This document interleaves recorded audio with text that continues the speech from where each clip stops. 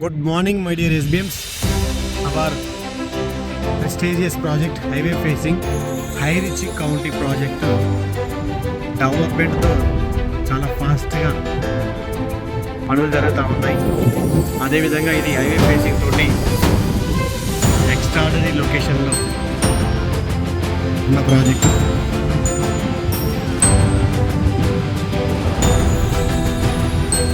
excellent projects అవి చాలా మంచి